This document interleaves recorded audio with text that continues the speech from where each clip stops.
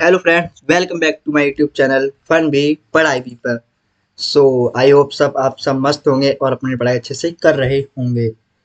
आज हम पढ़ेंगे एक मोस्ट इम्पोर्टेंट टॉपिक जो कि है पूरे के पूरे 5 मार्क्स का, जो है क्लास 10th का हिंदी का जीवन परिचय, सूरदास का जीवन परिचय। तो उससे पहले प्लीज़ हमारे चैनल को सब्सक्राइब करें और वीडियो करें लाइक। तो चलिए शुरू करते हैं सूरदास का जीवन परिचय। लेकिन उससे पहले हम पढ़ेंगे उनका संक्षिप्त परिचय। तो सूरदास का जन्म सन 1478 ईस्वी को हुआ था। तो उनका जन्म स्थान रनौतका गांव में उत्तर प्रदेश में स्थित है। पिता का नाम पंडित रामदास था। उनके गुरु श्री वल्लभाचार्य जी थे। निधन उनका सन 1983 ईस्वी को हुआ था। तो चलिए शुरू करते हैं सूरदास का जीवन परिचय। सबसे पहले महाकवि सूरदास का जन्म सन 1874 ईस्वी को रनौतका नामक गांव में हुआ था। इनके पिता का नाम पंडित रामदास था और माता का नाम जमुनाबाई था। लेकिन कुछ विद्वान सिही नामक स्थान को सूरदास का जन्म स्थल मानते हैं। सूरदास जी जन्म से अंधे थे या नहीं, इस संबंध में भी अनेक मत हैं। कुछ लोगों का कहना है कि बाल मनोवृत्तियों और मानव स्वभाव का जैसा सूक्ष्म और सुंदर वर्णन सूरदास जी ने किया है, वैसा कोई जन्मांध यानी जन्म से अंधा व्यक्ति कर ही नहीं सकता। इसलिए ऐसा प्रतीत होता है कि सूरदास जी बाद में अंधे हुए होंगे।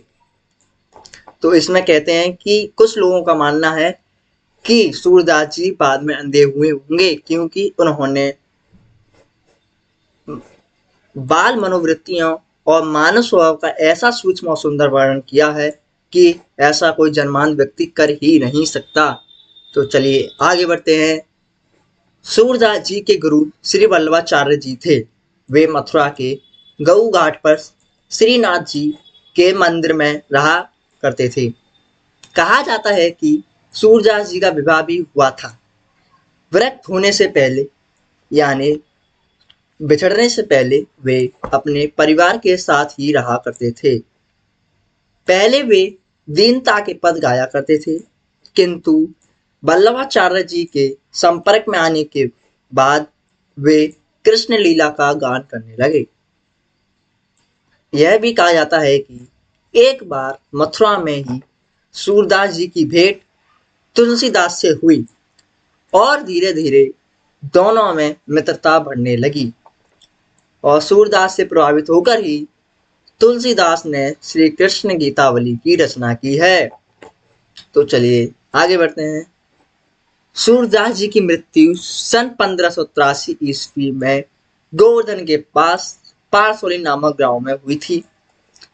निधन के समय महाप्रभु श्री वल्लभाचार्य जी के सुपुत्र विठलनाथ जी वहां उपस्थित थे। तो सूरदास जी की मृत्यु सन 1583 ईस्वी में गोवर्धन के पास पारसोली नामक गांव में हुई थी और निधन के समय उनके गुरु के सुपुत्र विठलनाथ जी वहां उपस्थित थे। तो सूरदास की केवल 3 रचनाएं हैं, जो हैं सूरसागर, सूरसावली और साहित्य लहरी। यह सूरदास जी की रचनाएं हैं। तो आज का जीवन परिचय यही है। मिलते हैं अगली क्लास में। तब तक के लिए हमारे चैनल को करें सब्सक्राइब और वीडियो करें लाइक और बताएं आज की क्लास कैसी लगी। धन्यवाद।